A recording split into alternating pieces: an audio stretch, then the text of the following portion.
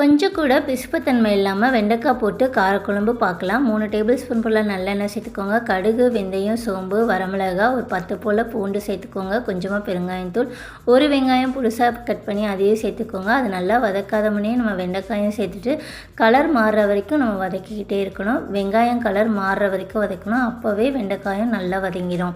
இந்த மாதிரி நல்லா வதங்கினதுக்கப்புறம் ஒரு 3 தக்காளி போல் ஜூஸ் அடித்து அதையும் சேர்த்துக்கோங்க. இப்போ மசாலா பொருட்கள் எல்லாமே சேர்த்துலாம். மஞ்சள்தூள், காரத்துக்கு ஏற்ற மாதிரி மிளகாய் தூள் சேர்த்துக்கோங்க.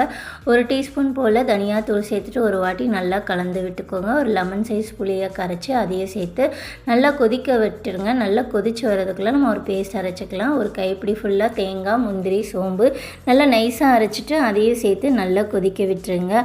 இது ஒரு 10 நிமிஷம் போல் நல்லா கொதித்தாலே போதும். சூப்பரான டேஸ்ட்டில் வெண்டைக்காய் போட்டு காரக்குழம்பு ரெடி ஆயிரும். மேலே கொஞ்சமாக கொத்தமல்லி தூவி இறக்கிடுங்க. அவ்வளோதான், நம்மளோட வெண்டைக்காய் காரக்குழம்பு ரெடி.